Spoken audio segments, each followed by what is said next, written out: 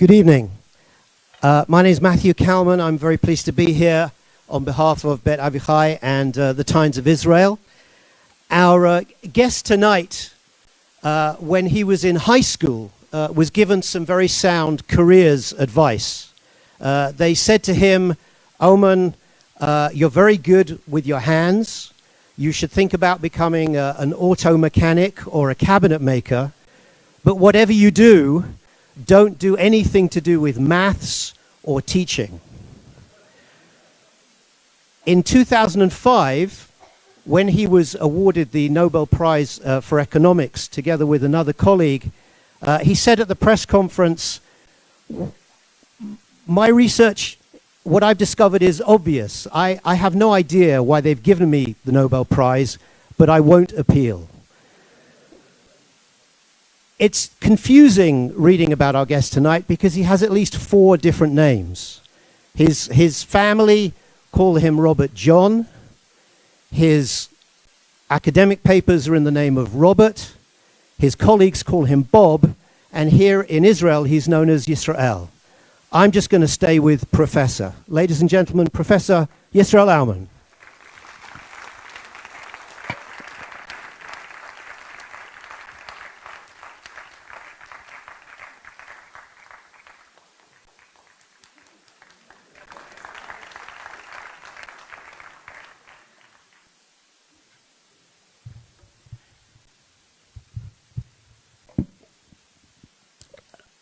Good evening.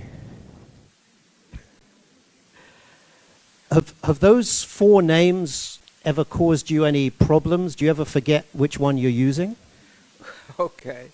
There was the one time I was moonlighting in Tel Aviv University. My regular job was at the Hebrew University here in this town, and to make a little extra money, I did moonlighting in Tel Aviv University. And there was once a problem with the paycheck or the loksh, the slip, and they wanted to know what my name is. So my given name, family name is Aumann, but what's the given name? So I didn't know exactly what it is in Tel Aviv, so I called my wife and I said, Esther, what's my name in Tel Aviv? Now, you were born in Frankfurt in Germany in 1930. You left there when you were 8 years old. That's correct. What are your memories of growing up in Nazi Germany? Well, actually they weren't too bad. I had a wonderful childhood altogether, also in Germany and also later. But my memories are they're not very painful personally. We left before Kristallnacht on Tisha B'Av in 1938, and we children didn't suffer too much. Yes, I think once or twice we were beaten up on the way to school by young Nazi hoodlums, but that didn't really make us. It didn't really affect our lives by too much. I have basically good memories from that period. The few memories that I have are mostly in the family, the synagogue, in the school, which was a Jewish school. But there is one thing that stands out, or actually 2 things that stand out very, very starkly. One is the signs on the stores, which were printed with a beige or light brown background, and lettering, German lettering that was made to resemble Hebrew letters. The font was made to resemble Hebrew letters. And the content of the sign was, Juden sind hier unerwünscht, which means Jews are not welcome in this store. Okay? Jews are not welcome. And that stands out in my memory, those signs. Another thing that stands out in my memory is a discussion I had with my brother, an older brother. He passed away about 1.5 years ago. He's 4 years older than me. And this conversation took place after the Anschluss. The Anschluss was when Germany, how does one say, annexed, thank you very much. I'm forgetting my English when I haven't quite learned Hebrew yet.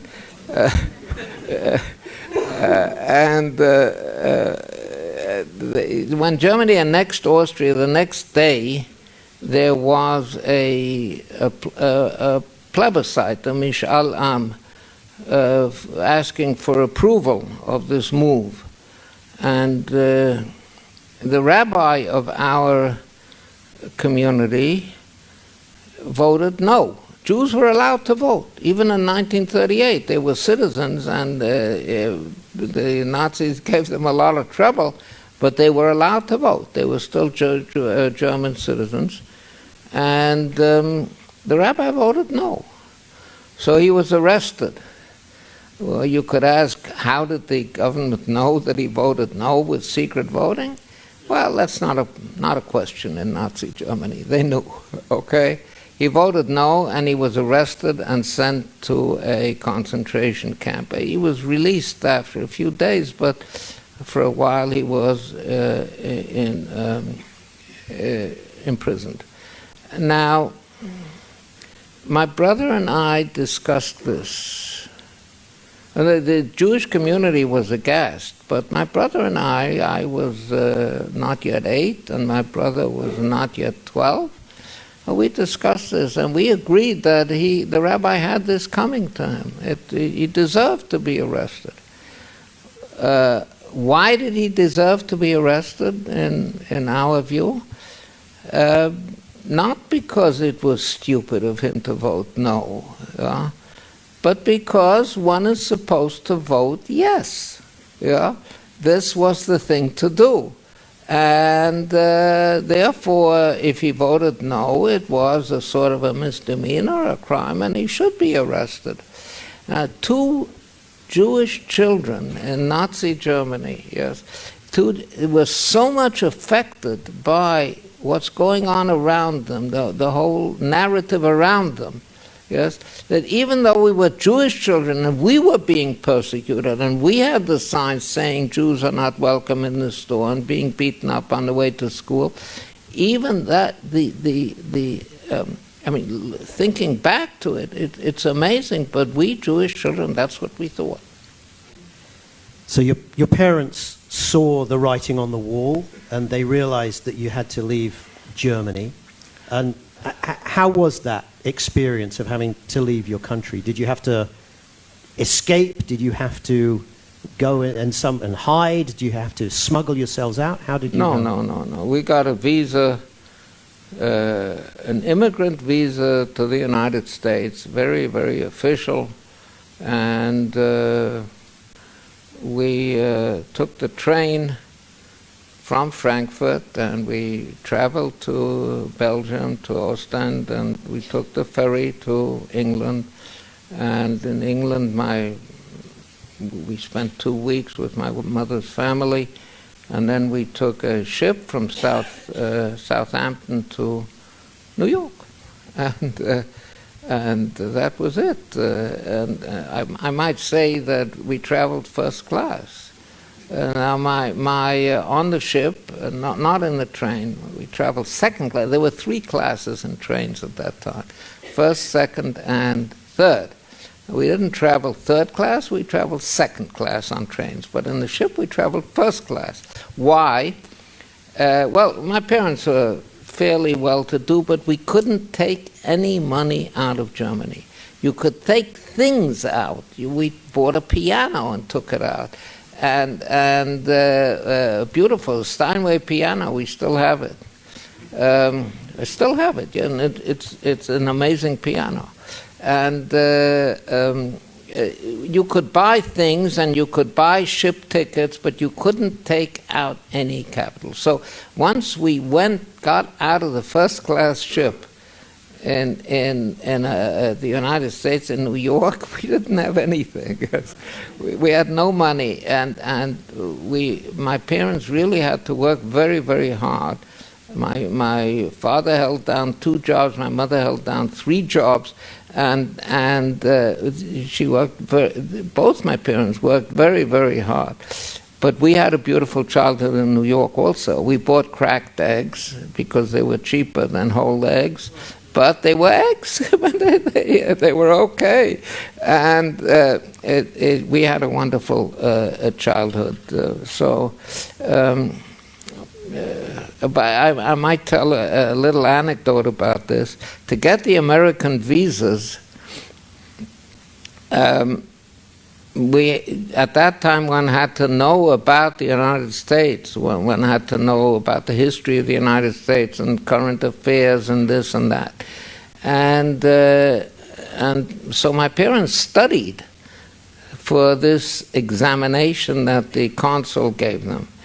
And I saw that they were studying, so I said, I also want to study. So my mother said, very well, and she gave me stuff to study. And then we came to the consul in Stuttgart, and he examined my parents, and they passed the test. And then my mother said to him, look, this child, I think I was not yet 8, has studied also. Please ask him some questions, make him happy. So the consul said, very good. And he asked me, who is the President of the United States? So I said, Rosenfeld.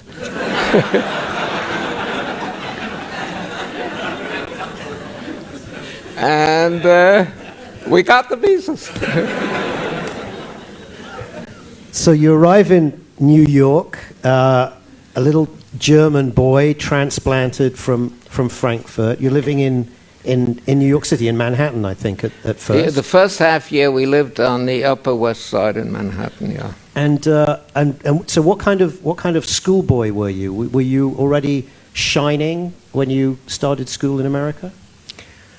That first half year, I think, was pretty good. We went to a public school 87 because there were no Jewish schools in Manhattan. That is still one of the best public schools in the United States. PS 87 in Upper West Side. Still to this day, 70 years later, 80 years later. It's almost exactly 80 years later. Yeah, that's right. Yeah. This was 38, and now we have 18. It's 80 years later. Yeah. Okay. Time flies. That's right. So there I was okay, I think. By the way, one of my classmates in PS 87 was Naomi Goldstein, Naomi Ne Goldstein, who is now Naomi Shar Yashuv Cohen, the widow of the chief rabbi of Haifa. But she was one of my classmates, so now I'm giving away her age. Okay. So that was okay, but then I went to elementary school in Borough Park. My parents decided to move to Borough Park in Brooklyn, which because there were no Jewish schools in Manhattan. None, no, not even in Washington Heights, nowhere. No Jewish schools in Manhattan in 1938. So we moved to Borough Park, where there were 2 Jewish schools. And we went to one of them, Eitz Chaim. Some of you in the audience may know it, but remember it. Some of the older people in the audience. I can't see anybody, by the way. Nobody, nothing. It's black. There I was a pretty good student until the 8th grade. In the 8th grade, I somehow let me confess the truth. In the 8th grade, I didn't even make honorable mention on graduation. In graduation, there's the what's it called, the valedictorian, and then there's a silver medal, and then approximately one third of the class, about 10 kids, get honorable mention. And I didn't even make that. So I was in the bottom 2/3 of the class. Well, that's it. Okay. So how did you go from being a mediocre elementary school student to becoming interested in maths in high school?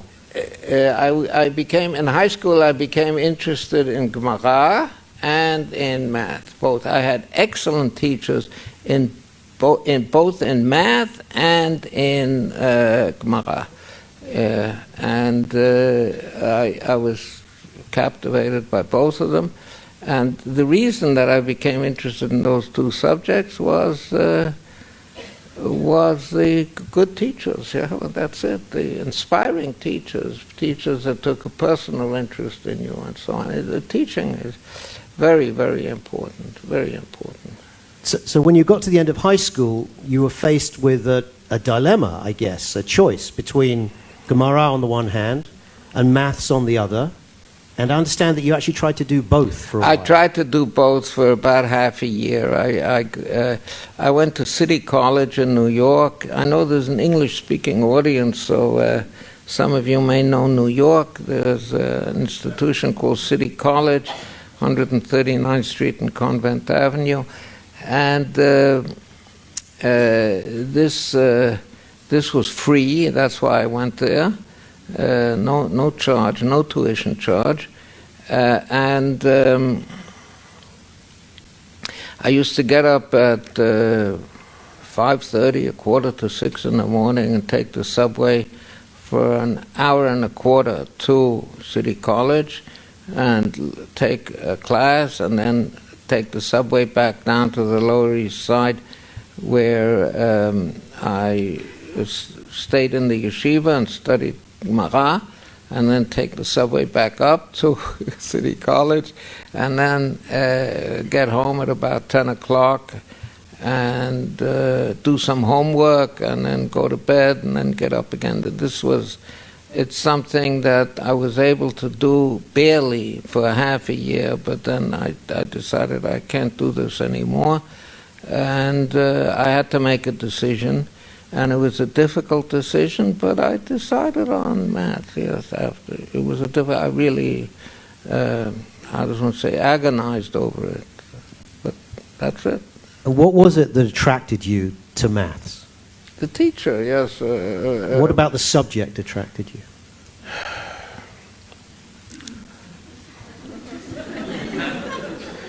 I don't know. I mean, it's just it's beautiful stuff. What should I tell you? Yes. What attracted me to my wife? A beautiful woman. Yes. So, what attracted me to math? It's a beautiful subject. I mean, it really is. It really is beautiful. I can't. I mean, I can describe what math is, but I don't. It's sort of a. Formal, logical thinking. The formal part is less important. It's precise. That's a better word than formal. Precise, logical thinking, but very deep, very involved, and I don't know. It's a sort of an art, an art. That's what it is, but I don't know why that attracted me more, let's say, than biology or Gemara for that matter, yes, or whatever. Why this thing? I don't know why.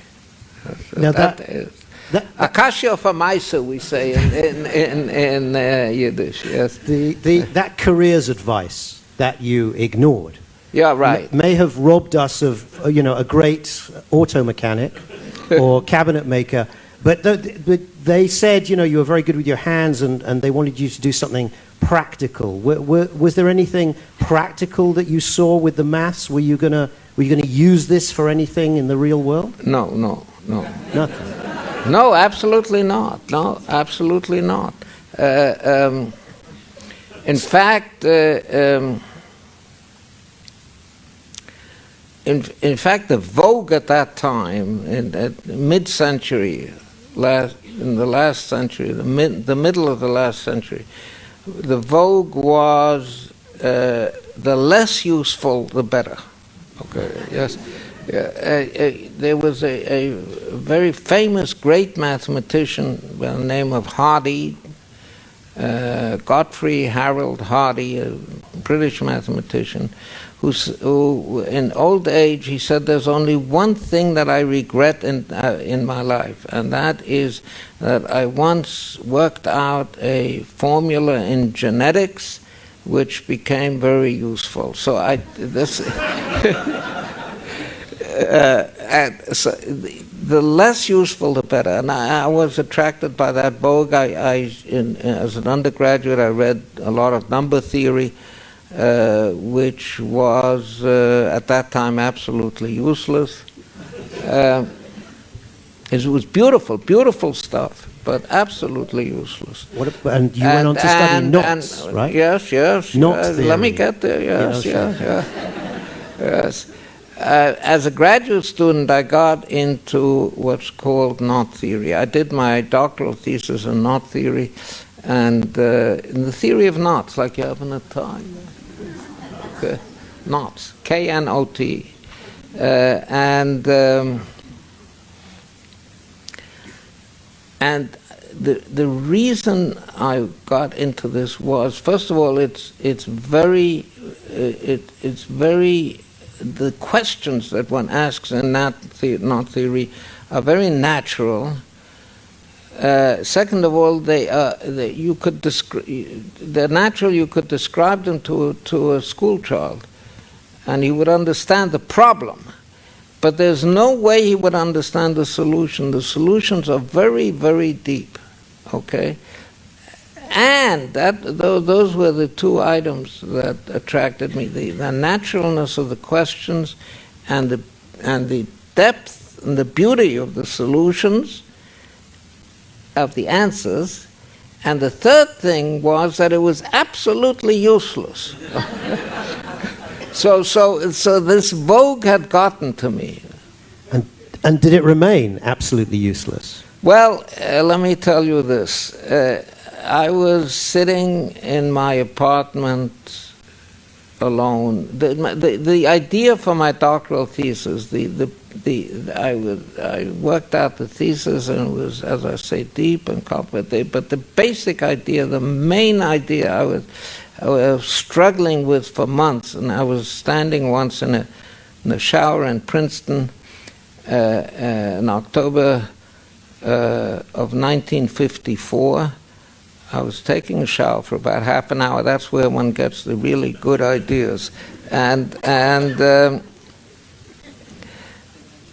then I hit on the idea in the shower, and that enabled me to complete my thesis. So 50 years pass, October 04, exactly 50 years later, okay? I'm sitting in my apartment alone, because my first wife had died and I had not yet married my second wife. And the phone rings, and on the phone is my grandson, who is studying medicine in Beersheba.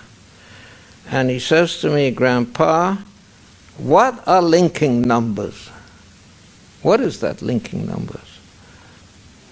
So I say, "What do you mean linking numbers? You mean like a knot theory?" He says, "Yes." He says, "Why are you interested in linking numbers?" So he says, "Well, we had a lecture on knot theory today in the medical school of Beersheba, and the lecturer explained linking numbers to us, and I didn't understand what he was saying. I don't think he understood either. So I said to him, why are they teaching knot theory in the medical school in Beersheba? What is knot theory? Is this sort of a course outside, an extracurricular course to get? So he said, no, it's needed. It's needed in medicine. I said, what is it needed for? So he said, sometimes the DNA, which is, like a string, in a cell gets knotted up, and depending on the properties of the knot, from the not theoretic point of view, this can cause problems like cancer or other problems. And we have to know the linking numbers and so on. So I had to sit down, and catch my breath. The stuff that I was doing exactly 50 years before, because it was useless, was now being taught in the second year of medical school in Beersheba.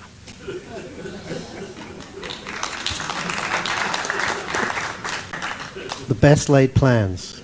Yes. So you go through graduate school and then you do your doctorate. You're at Princeton, I think, doing your doctorate? No, I did the doctorate in MIT. MIT. Princeton was a postdoc. Postdoc. Yeah. And I think it's at MIT that you first met John Nash. That's right. Yeah. And people in the audience may remember John Nash because there was a movie a few years ago with Russell Crowe. A Beautiful Mind. A Beautiful Mind. So that was John Nash. Was he crazy when you met him? No. No, okay. He was, what's the word? I'm forgetting my English. He was ebullient, one might say, yes, okay. But not crazy. No, he was perfectly with it. And that was the first time you encountered game theory, I understand. That's right, yeah. But at the time, it didn't interest you very much. No, it didn't. I didn't catch on to it. It didn't hook me. No, right. But I've heard you say also that actually the person who introduced you to game theory was your mother. Oh, right. Okay, fine. Yeah, right. Which might be a good way of explaining what game theory is. Well, game theory, like economics, some people say that game theory is a branch of economics. I think that economics is a branch of game theory. But Jim Tobin, who was awarded the Nobel Prize for Economics in I think in 1984. He was a macroeconomist, and I was present at a sort of a powwow of senior graduate students and faculty at Yale University. Jim was at Yale, and he was asked, "Can you describe economics in one word?" Economics in one word, just one word to describe economics. He said yes, and that word is incentives. Yeah, economics revolves around incentives, and game theory is a little more, but also a very major part of game theory is incentives. And what you want to do in game theory and in economics is you want to give people incentives to do what is good for you. Okay? If they're going to follow their incentives, then that means it's good for them also. So you're striving to a win-win situation, but you have to devise the incentives to make them do what's good for you, and since they're doing it as a result of incentives, it's good for them also. And my mother realized this. Yes, she had not heard Jim Tobin. This was before his time, but she realized this. So as I told you, in New York, in Brooklyn, we were not well off. Okay? We had a beautiful childhood, my brother and I, but my parents worked very hard. They were not well off. But sometimes there was a treat that my mother got to divide between the two children. So what she would do is, let's say, take a candy bar and break it in two and give Moshe, my brother, alav shalom, one part, and me another part. And quite frequently, there would be dissatisfaction on the part of at least one of us. Yes? Okay? Maybe both, yes. But at least one would say, not fair, the other child got the larger part. And my mother, it saddened her because she gave us the treat and so that we should be happy and not so that we should cry and be dissatisfied. So she devised a way for overcoming this through incentives. What did she do? She took the candy bar and she gave it to me. And she said, Johnny, okay, you divide it into two parts, and then Moshe will pick one part. Okay, and that's it. So what? So Moshe obviously couldn't complain because he chose the part, so he had no ground for complaint. But also I couldn't complain because she had given me an incentive to divide it as equally as I could according to my judgment. Okay, so if it's equal according to my judgment, then I can't complain, right? So she had given me the right incentive. She knew about game theory.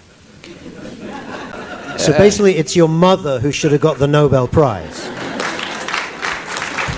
I think you're entirely right. And I think people who know my mother, who knew my mother, would agree with that. There might be some people in the audience who still remember my mother. One of the things she did in New York was to sell an encyclopedia. It was called Compton's Pictured Encyclopedia, an encyclopedia for children. And the way she did it was, she gave herself an incentive. The way she did it was, she decided she was going to become a salesman for an encyclopedia, a children's encyclopedia. And then she did research to find out what is the best encyclopedia for children available in the United States. Not what is considered the best, but what is the best, okay? And she found that Compton's was the best, and she said, now I'm going to try to sell Compton's, because then I can actually put all my heart in the sales spiel. Okay? And she was an extraordinary lady in many ways.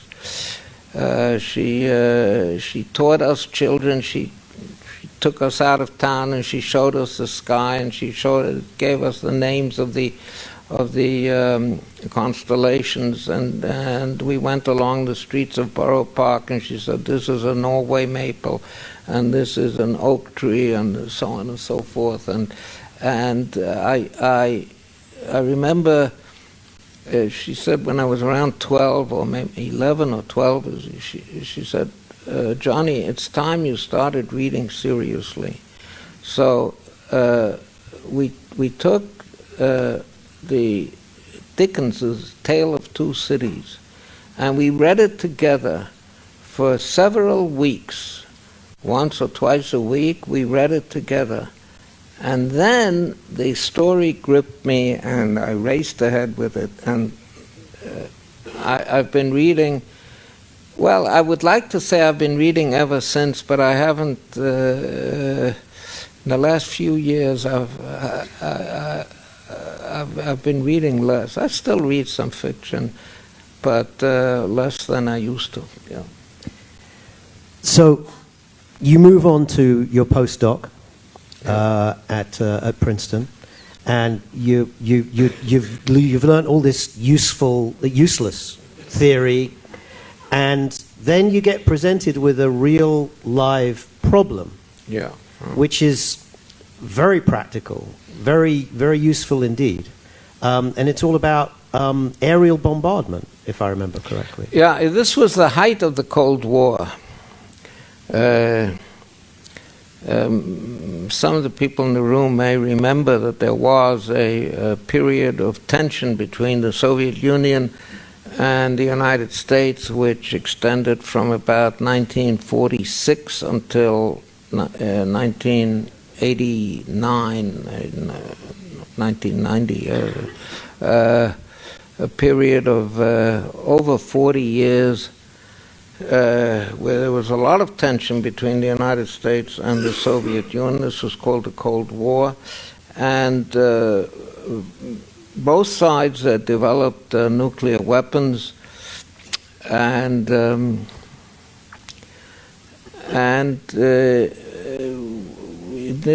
I was working for the postdoc. I was working with an operations research consulting firm. Operations research is a very, very practical branch of mathematics, and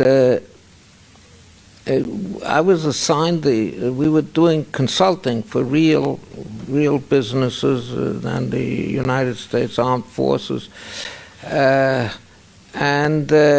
This problem was a problem that was raised by Bell Telephone Laboratories. They were developing a ground-to-air missile, and we were asked, what happens if there is a large squadron of aircraft, some of which are carrying nuclear weapons? There weren't too many nuclear bombs around at that time, yes? So you had to be careful with the quantities. But some of the problem that was posed was, suppose there's a squadron of aircraft which is approaching you. Most of them are dummies. They're not carrying anything. But some of them are carrying nuclear weapons. How do you deal with this from the point of view of a ground-to-air missile? So I was given this problem to analyze, and I realized immediately that this is what Nash had been talking with me about. This is game theory. So I read up a little bit, and I did a game theoretic analysis, and I wrote a report. But then the subject gripped me, okay? Then the subject gripped me, and the rest is history, one might say. Well, it's economics rather than history. It's economics, right. Yes. But why is it called game theory? I mean, you're dealing with nuclear bombardments and very serious issues. We'll talk about more of them in a second, but why game theory? It's not a game. It's real life.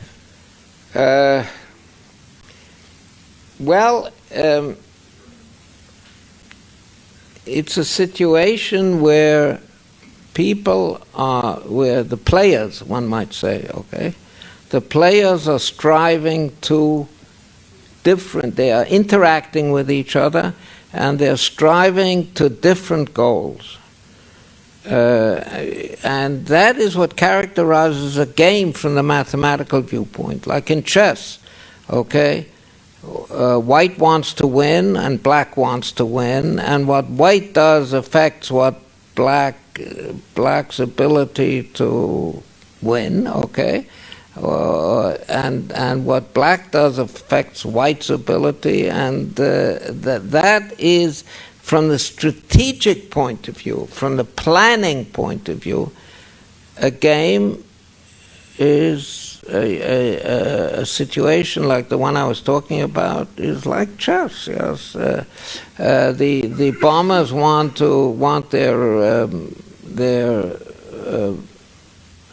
their bombs to be effective, and the Nike missile wants to shoot down the planes which have the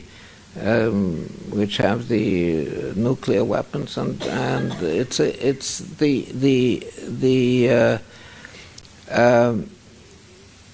the goals of the participants, right? We call the participants players. The goals of the participants are different. Okay, in chess, they are exactly opposite.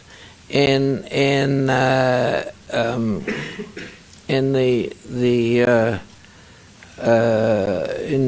bombing situation, they're not exactly opposite, but they're almost exactly opposite.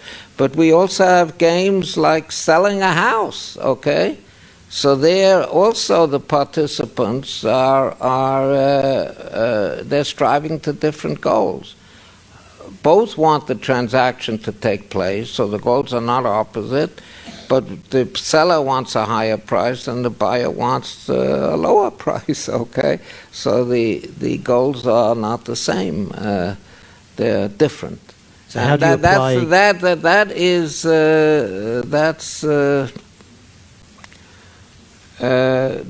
from the strategic point of view, chess, which is certainly a game, is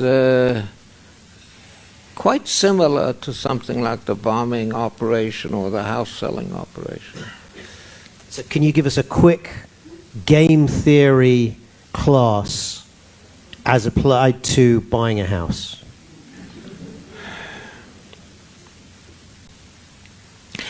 Okay.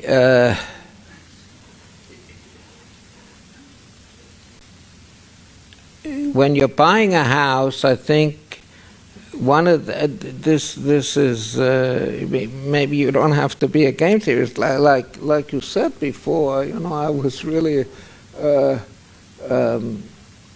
I really thought that I shouldn't get the Nobel Prize, but I wasn't going to appeal. Okay, so what I'm going to say now is also going to be pretty obvious. If you're a buyer, yes, you don't want to effuse about the house when you are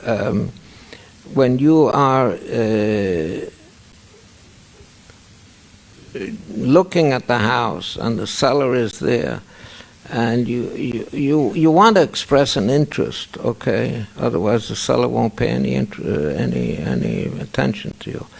But you want to keep it muted, okay? You don't want to give the seller the impression that you are really crazy about the house. It has a beautiful view and high ceilings and a beautiful garden and so on and so forth. You don't want to really emphasize all those points.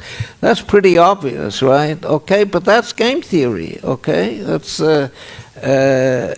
because why don't you want to do that? Because you're giving him then an incentive to ask for a higher price. All right. Okay. All right. I'm going to use that next time I buy a house and see what happens. Meanwhile, in the background, you've become a Zionist. Your family wasn't Zionist to begin with, I don't think. How did that change occur? How did that change occur? Well, I think in the post-war period, the post-Second World War period, the struggle of the Yishuv, the people living in Palestine. By the way, I want to say something about Palestine. Sure. Can I say something? Sure. It's not to the point of your question, but people talk all the time about Palestine and Palestinians and so on, especially Palestinians. Now, the moment you say Palestinian, you've given away the game.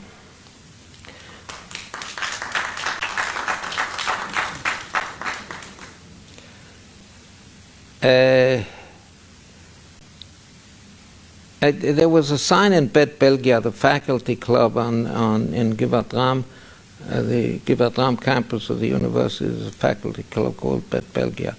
And there was a sign there saying, "Have you ever met a Palestinian?"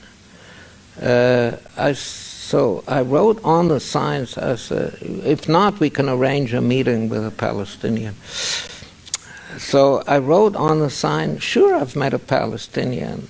My wife is a Palestinian." Yes, she's sitting right there, by the way. I can see her, I can see nobody else. My wife is a Palestinian. She has Palestinian identity papers. Palestine, during the times of the Mandate, the coins, the money, the coins had written on them,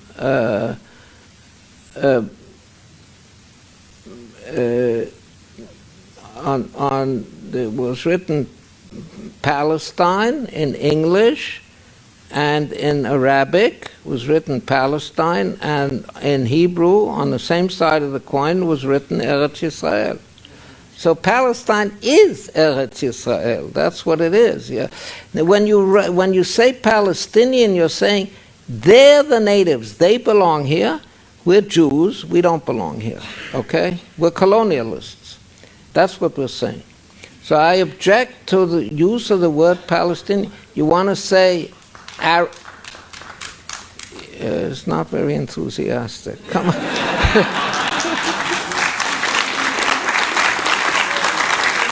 Okay. You want to say Arab Palestinian? Fine. Jewish Palestinian? Fine. Okay? But not just Palestinian. Okay? There are Arab Palestinians and Jewish Palestinians, and I'm married to a Jewish Palestinian. So that's as far as Palestine is concerned. Yeah. Now, what was your question? My question, which is now irrelevant, obviously, but we'll come back to politics a bit later. But I was just asking you. I mean, you came from basically a Haredi German Orthodox family. Oh, right.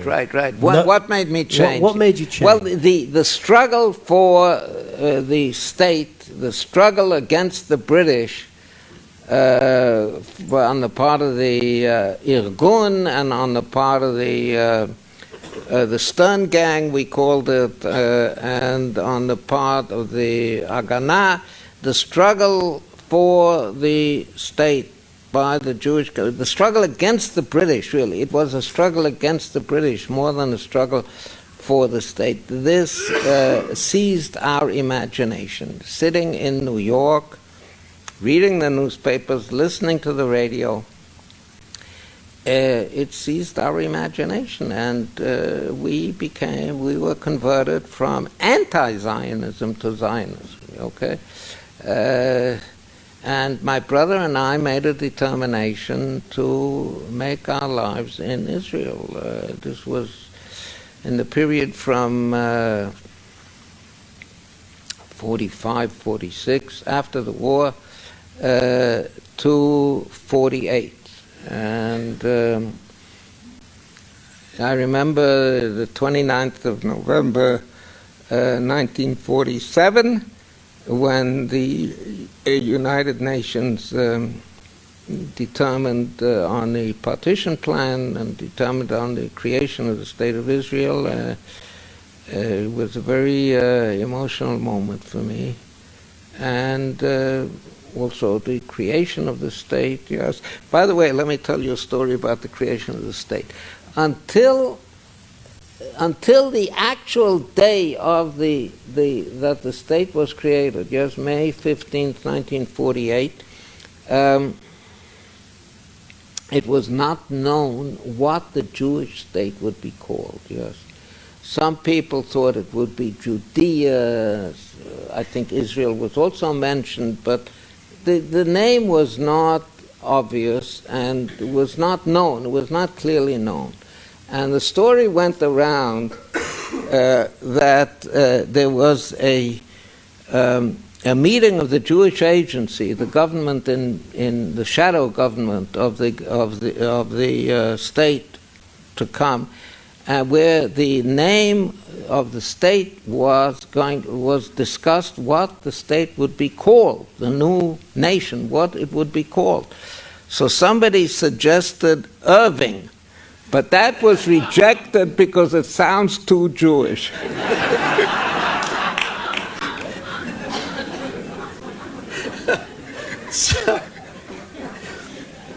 So you and your brother both decided to come and live in Irving. He came in 1950, I think. He came in 1950. How did your parents feel about that? They felt fine, Did no they problem. become converted as well?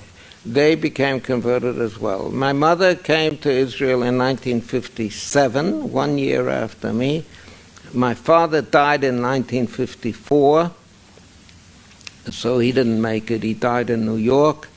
But my mother actually followed us to Israel in 57. We came in 56, my wife and I. And what was it like arriving in Israel in 56? What was it like for you? It wasn't quite the same then as it is now.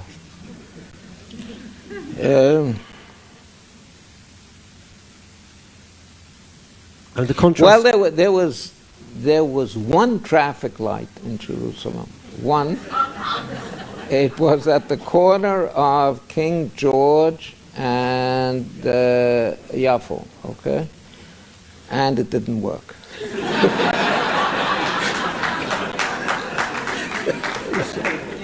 Right. So there's one difference. Also, there were sheep grazing in the Emek HaMatzleva, and it was a little different. It wasn't as big as it is now, but you know, I lived through this gradually all the time. The changes were gradual, and I can't tell you. I can't sort of, aside of that one traffic light, I can't really point at some specific things. What should I tell you? I remember, not just in Jerusalem, I remember we got a car relatively early.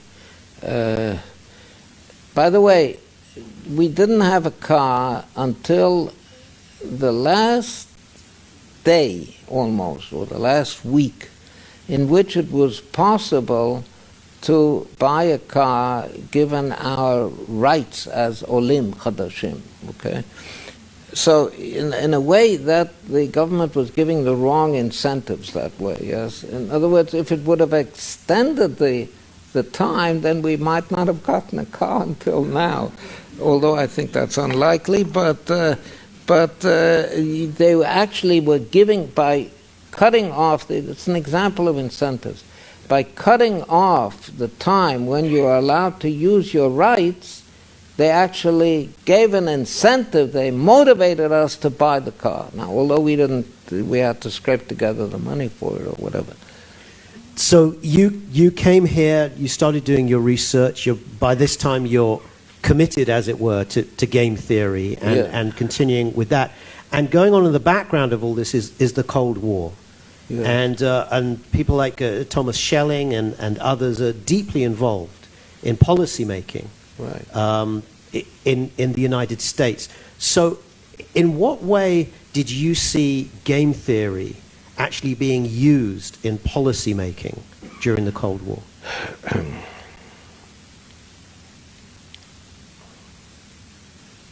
Well, game theory was really the background it was the backbone, not background, the backbone of policy in the Cold War period. I mean, Kissinger, okay, was a game theorist. Kissinger, before he became Secretary of State of the United States, when he was still a professor at Harvard. By the way, let me tell a story, an aside about Kissinger.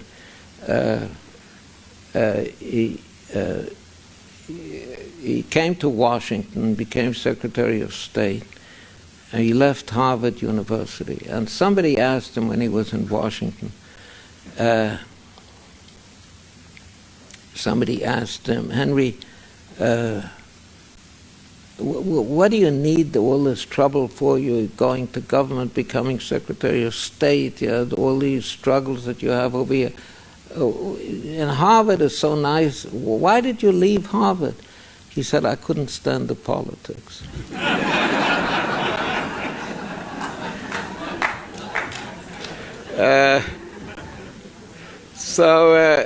Kissinger was a game theorist. In 1961, in the fall of 1961, in the academic year 60-61, I spent at Princeton, which was the center of game theory at the time, the world center of game theory.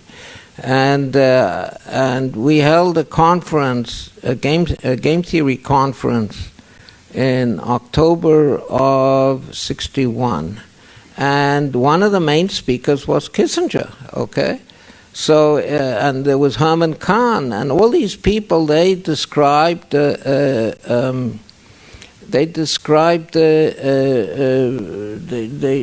used game theory to shape U.S. policy. Young Schelling, who died a couple of years ago, he shared the Nobel Prize with me. He was one of the main architects of Cold War policy. Let me give you an example of that, okay?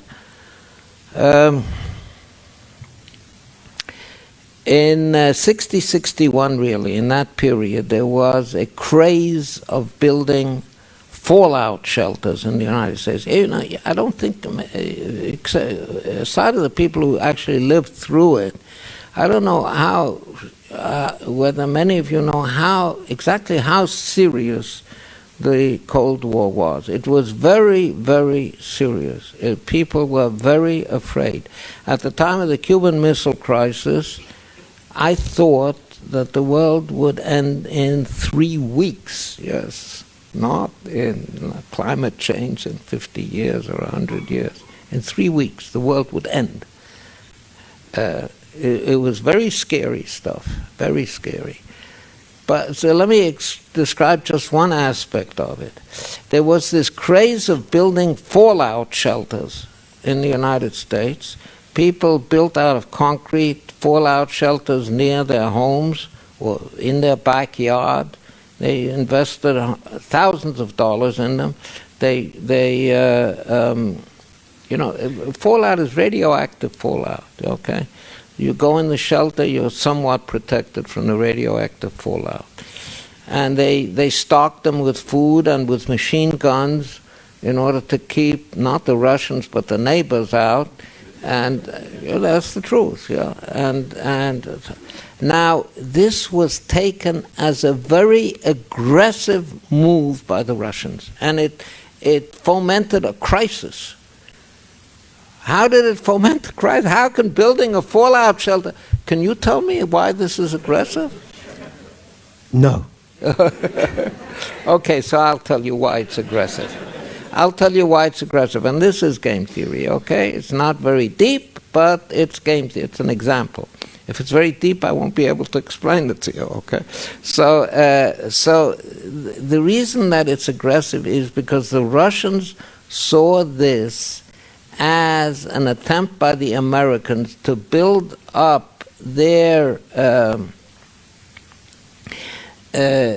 defenses against an attack by the Russians. And that means that they will be able to withstand a second strike. Okay? A second strike would come as a response to what? To a first strike by the Americans. So they were building up their ability to make a first strike, yes, because they were building the defenses against the second strike by the Russians. Okay? That's game theory. Simple? Yeah. I should tell the audience that we spoke before, and I said that one of the challenges that you were going to have tonight, perhaps the greatest challenge of your career, would be to be able to explain game theory so that someone as stupid as me could understand it. And I think you've passed. Thank you. The specific thing which was noted when the Nobel Prize was awarded in 2005 as being your great contribution was something called the folk theorem. And that, as far as I understand, and I'm probably going to get this wrong, is when you have game theory, which applies to the way that people interact when they are trying to achieve different things and they have to interact with each other. That's where game theory comes into play. Right, very good. And the folk theorem is what happens when those games are played not once, but many times. They're repeated. And therefore you build up not just a relationship over one game, you build up a relationship over time. And that then creates a different outcome according to game theory, because of the way that you interact repeatedly. Am I right so far? Yeah. Okay. Let me interject another remark. Since you asked, am I right so far? There's this person who jumped from the 106th floor of the World Trade Center, Oliver Sholem, and as he was passing the 80th floor, somebody shouted to him from one of the windows, "How's it going?" So he answered, "So far, so good." All right. Thank you.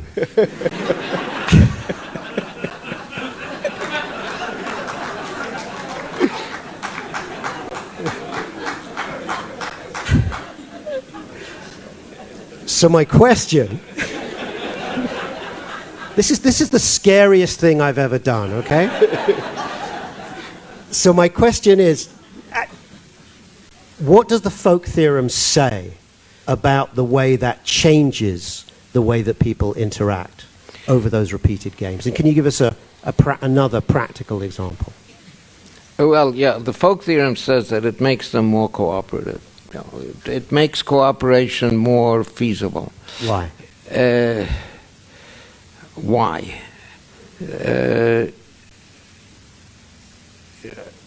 Well, we have an intuitive feeling for this.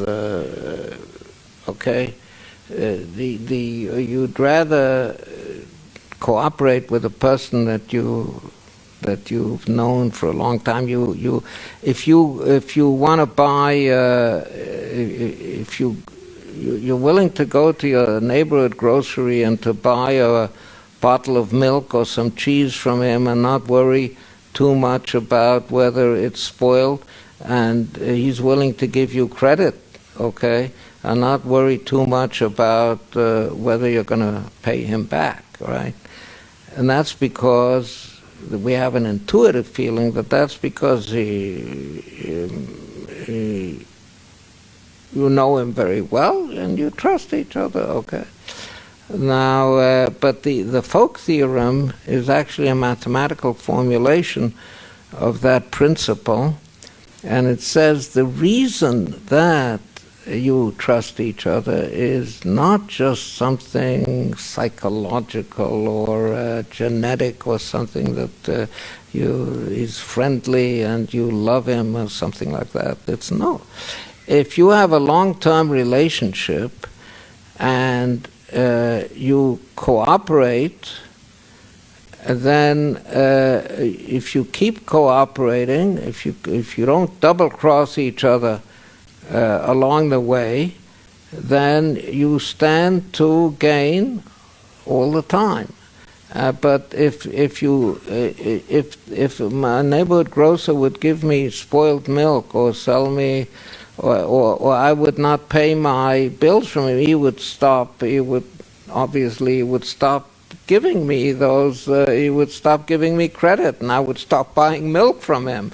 Okay, so we have a so to speak, a punishment, a possible punishment lies in the background, and that's why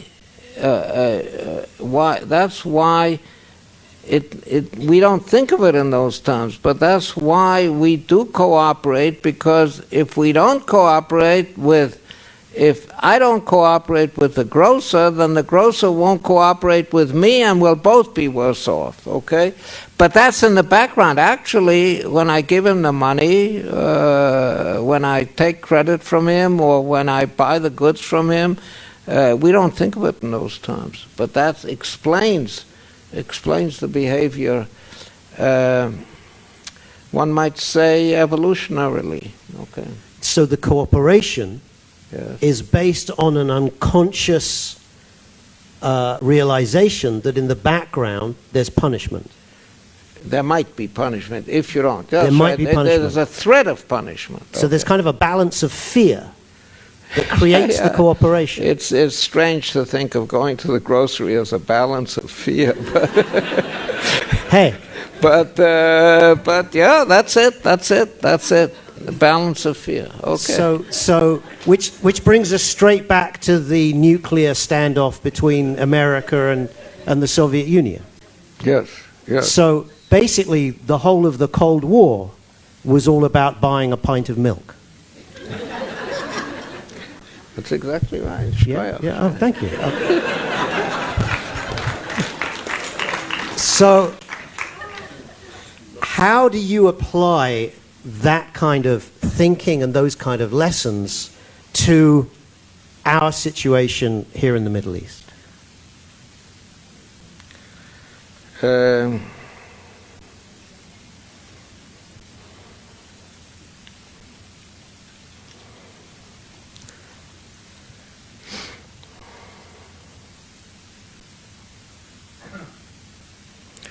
We're doing a lot of things wrong here.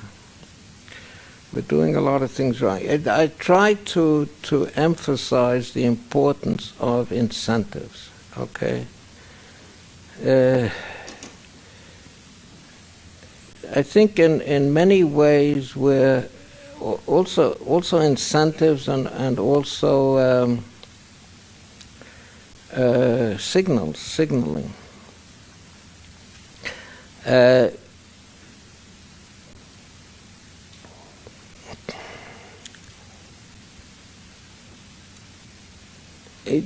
Let me. When we're striving for peace, okay, we all want peace. I think all of us in this room, anyway. I want peace. The question is how to achieve peace with the Palestinian Arabs. Okay, how to achieve peace with them, and I think Mr. Aumann, I was once at a conference with him in Petra in Jordan, and he said, we're tired of war, we have to, we're tired of struggling. We all the time say out loud, we want peace, we need peace, we love peace. Yes, I say it to you. Don't let it out of this room. But I think that this is not a good approach. It's like the person who wants to buy a house. Okay, we were talking about that before. He wants to buy a house, and he says to the seller, "What a beautiful view this is! And you have such good sides. You're facing south and no north facing, and the sun is beautiful, and the ceilings are high, and the wonderful garden, and so on and so forth." Yes, it's not the way to lower the price. Okay, so when you shout peace, peace all the time, you are giving a signal to the other side to up the price. Yes, they want peace. They'll have to pay for it by leaving. That's if they want peace, they can leave. Okay.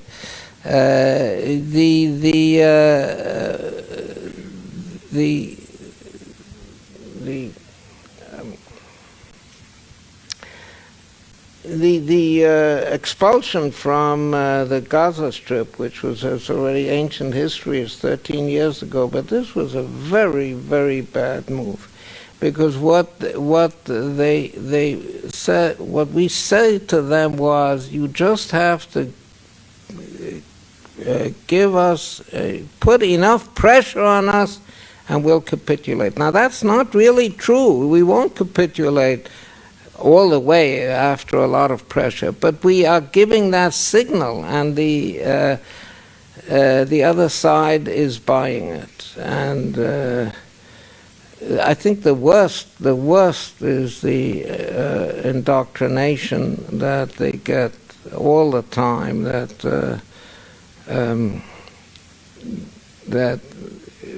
we have to push the Jews out altogether, and they get this in school. And at the time of the Oslo Agreement, there was an item in the agreement saying that there will be no more incitement in the schools, but it was a dead letter from the beginning. We did not insist on that. We should have insisted on that. But we are giving them incentives to press on, to keep on with the struggle all the time. We think that it's common wisdom or common foolishness that making, how does one say it? How does you say it in English? Concessions, okay. That making concessions and making it will bring about peace. Making concessions doesn't bring about peace. It brings about war. It's the opposite. The exit, the expulsion from the Gaza Strip brought all the wars that we've had in the Gaza Strip since then, and culminating in the last one. We had the Amud Anan, and we had I've forgotten all the names. Yes. But we've had far more people killed than before, and because we are giving them incentives to keep pressing. They say if we are rewarding their moves. We are rewarding their attacks by, and this brings about a war. It doesn't bring peace. So we could do with a Kissinger running policy.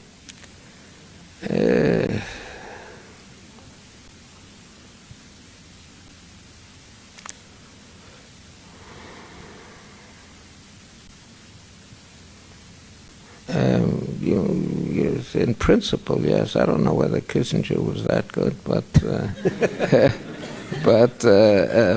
in principle, if you mean a game theorist statesman, yes, absolutely. Okay, we're going to move to some questions from the audience. I'm sure people have some in 1 minute, but I just want to ask you one other thing. You're a man of science, of logic. You love useless theorems and their beauty. At the same time, you're a deeply religious man. Do you ever find... Let's say religious. Okay. Do you ever find those two worlds, those two ways of thinking, do you ever find them in conflict? No. You want me to explain why? Yes, please. Yeah. It'll take up the whole question. Because you mentioned evolution just before. Yeah, right. And there's a tension between Judaism and the theory of evolution. Many people feel. But how does that balance in your thinking and in your way of life? But if you ask about evolution specifically, I don't see any tension in it with the Torah way of thinking. God created the world, and he had to use some tools. Yes, if you say God built a table, yes, he needs a hammer and nails to build a table, even if he's God. Yeah, right. Okay. So you need tools. Evolution is the tool that we use to create the living world. There's no problem there. But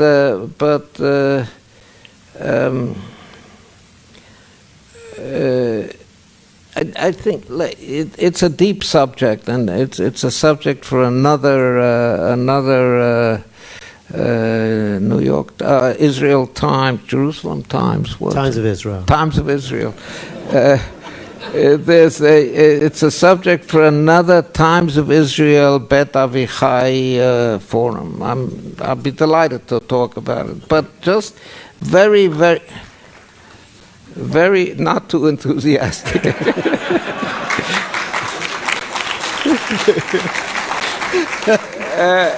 Very briefly. Yeah, okay. Very briefly. There are different ways of looking at the world, and they can all be valid. Just like there are different ways that painters look at the world, and they're all valid. Okay, let me give some examples. There is very realistic painting like of Tizian or Rembrandt. They're so-called realistic, yes, and there's also the painting of El Greco, which is looks a little non-realistic, but that's the way El Greco saw things, yes. And there's the painting of Van Gogh. Some of you may have seen this painting of the night sky, with the moon and the shining stars, and the stars shine very, very brightly. It's not the way a photograph would turn out, yes. Now, these are ways of looking at the world, of perceiving the world, and the Torah way of perceiving the world is different from the scientific way of perceiving the world. It's different, but it's no less valid, okay? It's no less valid. I think at the bottom of this is the idea that both science and Torah way of looking at the world they are in our minds. They're not out there in the real world. It's our perceptions of these things that we're talking about, and the different perceptions can be simultaneously valid. We can look at El Greco and at Rembrandt and at Tizian, Van Gogh, Picasso, Matisse, Cézanne. We can look at all those, and they have different styles, they have different ways of doing things, different ways of depicting things, but they don't contradict each other. Yes, they are different. But it really is a topic which you can't talk about on it's some of you may find my answers unsatisfactory, but I beg you not to ask about this, because it's not something that can be answered in 5 minutes. Half an hour, 3/4 of an hour, okay, but not 2 minutes. Okay. All right, thank you. If we could have the lights up and some people to help us with the microphones, that would be good. Right? See, they were there all the time. If you could put your hand up. We are, so if we could take the first question just down here. This is being live streamed on the web, so please don't talk until you have the microphone in your hand, because not only will we not be able to hear you, but the people watching it online won't be able to hear you. And also, if you could please speak slowly and clearly, because Professor Aumann's hearing is not fantastic, that would be great. Thank you. Hi. Two questions that have nothing to do with math. You have escaped from the Nazis. You moved to New York. You gave us our whole history. How do you compare yourself to the situation now of the immigrants coming in from Mexico? And number two, as a religious man... The immigrants coming into Mexico? From Mexico into the United States. How do you compare those times from your time to now of the immigration?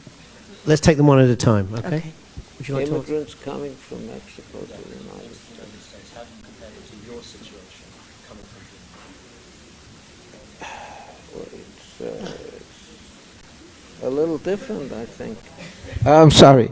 It's a little different. I mean, our lives were threatened, okay? I'm not sure whether somebody is threatening the lives of Mexicans coming into the United States.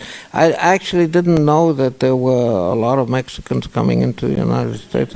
I don't follow the American news that carefully. Is there some kind of big wave of Mexicans coming into the United States? Yeah, I didn't know that. But our lives were threatened, yes, and this was serious stuff, yes, in 1938. So I don't see a big similarity there. Okay, you had another question? My other question is, recently there was that horrible killing, slaughter in Squirrel Hill, Pittsburgh, and a rabbi here refused to recognize that this shul temple was a synagogue. And I was interested in what your take on a rabbi not acknowledging... You know what? I'm actually going to cut you off there, if you don't mind, because I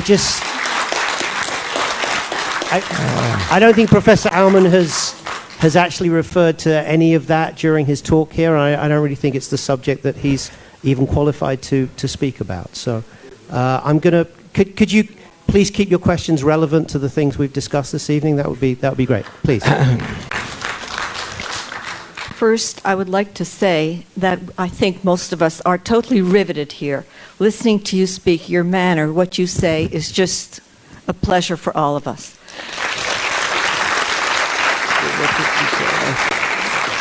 I have to see the person who's talking. I'm here.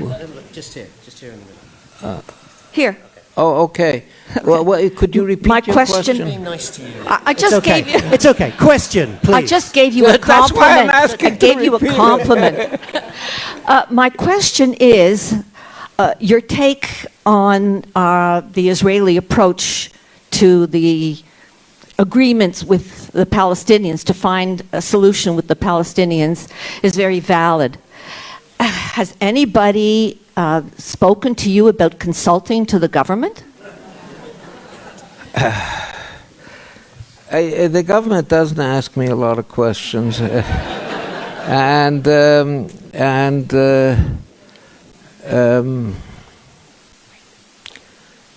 I think once they actually asked me something, and I gave them advice, and for a year or two it seemed that they were listening to my advice, but then they did the opposite. So that was the Shalit affair. So I'm not sure that I have a tremendous amount of influence on the government. I do admit to keeping the government alive. Yeah, okay. Okay. Hi. Over here. Okay. So the game theoretic approach that that you work on is a theoretical approach that models humans as rational actors.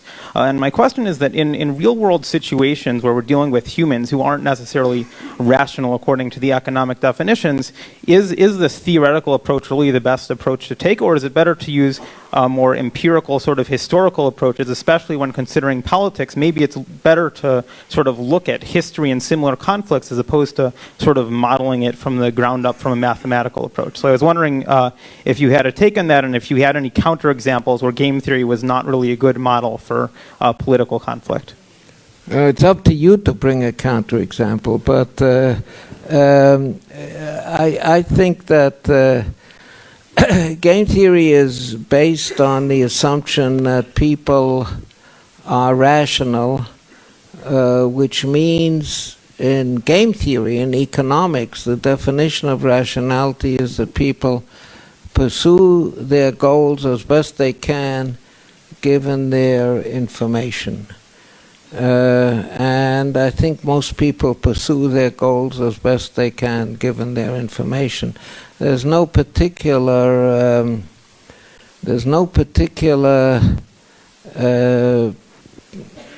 conflict there between theory and practice. And let me just mention this. If you say look at history, okay, let's look at history.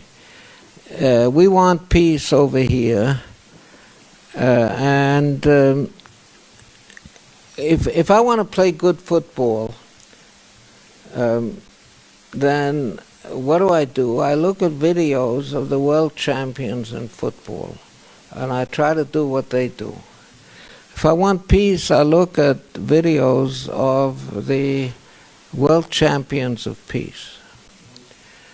Who is the world champion of peace? Switzerland, I think, okay? 400 years of, 450 years of no war, okay? So I was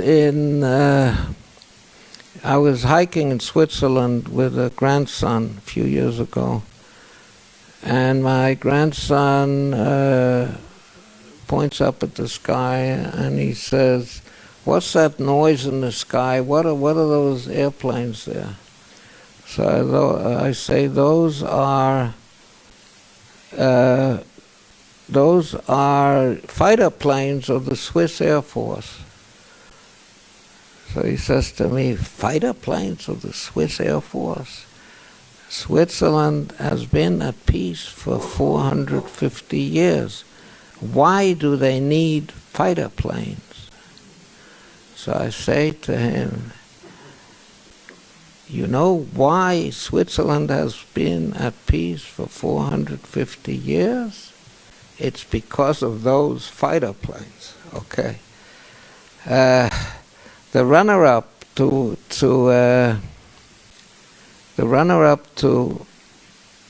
the Swiss are the world champions. The runner-up silver medal goes to the Romans. They had the Pax Romana, which lasted for 230 years, sometime in the beginning of the first millennium, AD. And their motto was, "Si vis pacem para bellum," which means, if you want peace, prepare for war. So I think that's game theory, okay? And that's game theory and history together.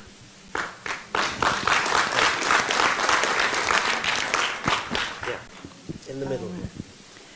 Lady in the red. I wanted to ask, it sounds from what you were telling us tonight that really the end goal should be win-win, if possible.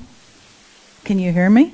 I can hear you, but I can't. The end goal should be win-win. You said The end goal should be win-win, absolutely, yes. Okay. So what happens in a situation where there's a win-lose situation that's been going on for a long time, what will be the motivation for the losing player to come back to the table and continue to play? I didn't catch the question. If there's a situation where for a long time it's been lose-win, what's the motivation of the losing player to keep coming back to the table if they keep losing?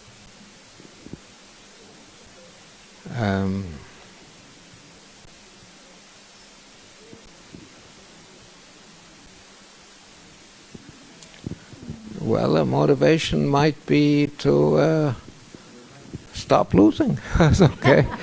The motivation might be to stop losing. Or the motivation might be to stop losing by playing differently. Okay, you could play differently. I think if you're losing, you might want to change course. Okay. Okay, right at the back there. Hi. Can you stand up so Professor sure. Aumann can see you? Thank you. Right at the back. A couple of questions. I hope they're relevant. Let's go with just one at a time, okay? Okay. I'd be really interested in your assessment of what's happening with game theory in mind, which is probably more complicated because instead of two actors, there are multiple between Israel and Iran, and with the proxy with the Hezbollah.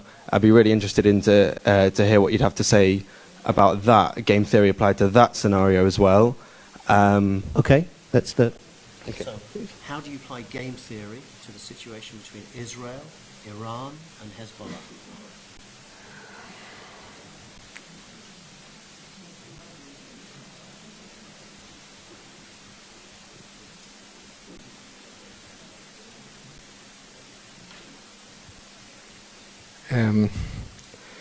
Iran, Israel, and Hezbollah. I don't know. I don't know. I don't have a very smart answer to that question, or even. Would I be allowed to ask the second one then?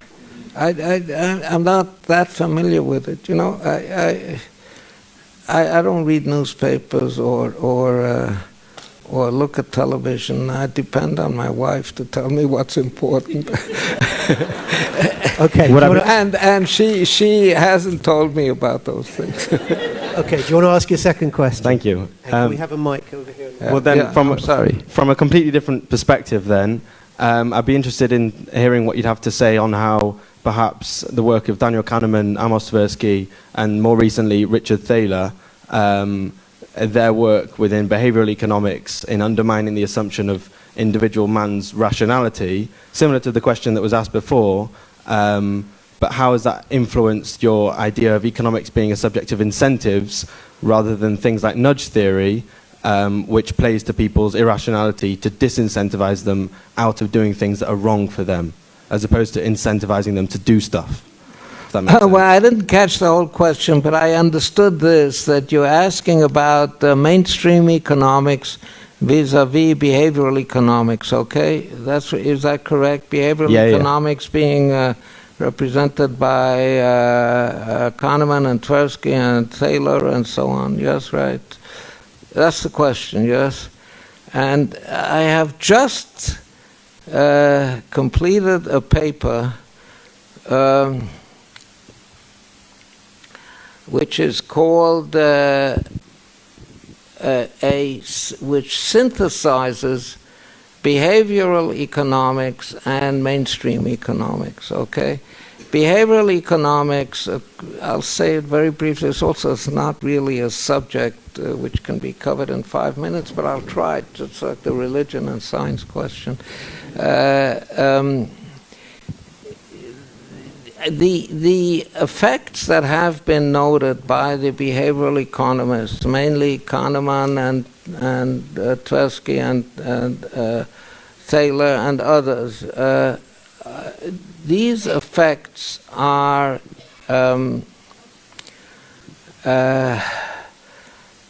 these effects of irrationality, apparent irrationality,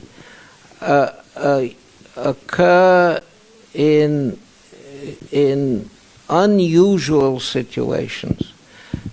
Kahneman and Tversky themselves acknowledge that the rules, the heuristics, the biases that are used in behavioral in behavioral economics usually work well. They usually work well for the people who are using them. Sometimes they say they create systematic errors. Now, those systematic errors occur in unusual or contrived situations, and they do not occur in the usual situation. The usual situation, the heuristics of behavioral economics work well for the person using them. So they do not invalidate mainstream economics, because mainstream economics works about what happens in general. It doesn't work on what happens in each individual case. If you come to me afterwards, I'll give you my email. You can write to me and I'll send you the paper which I just am working on now. Okay. And then I'll test you on it later, okay? All right, we're going to take one last question, which we had. Who had the microphone? Over here, please. It was Golda Meir who said, "We'll have peace when they love their children more than they, hate ours." When the incentive is, as an expert on incentives, when the incentive is death across many of our enemies, how does one combat an incentive like that and undo it? I didn't catch it. Saying if they love death, if our enemies love death, and that's their incentive, how do you provide another incentive?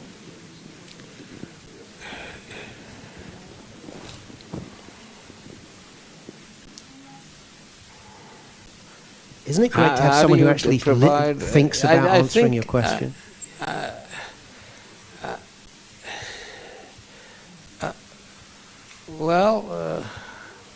I think not all of them love death, but I think really the business of loving death is a product of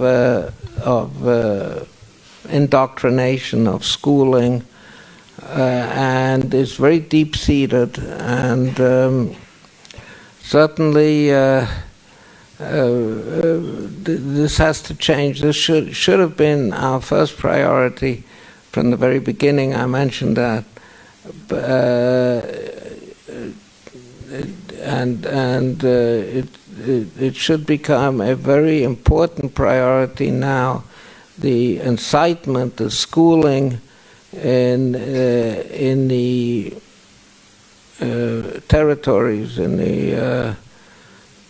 the Palestinian Authority, has to change. Yes, this is something which is very, very important. And I think if you love death, there's not much that you can do about that. By the way, I think they love death for ideological reasons. I don't think it's something irrational, by the way. It's not irrational. They prefer, many people are willing to sacrifice their lives for their ideologies. That in itself is not something irrational.